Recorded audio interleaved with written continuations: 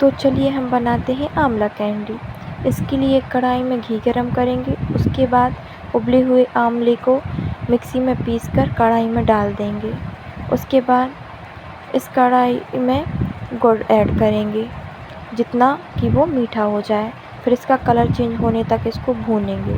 उसके बाद इसमें भुना हुआ जीरा और काली मिर्च कूटकर ऐड करेंगे और इसमें काला नमक भी ऐड करेंगे।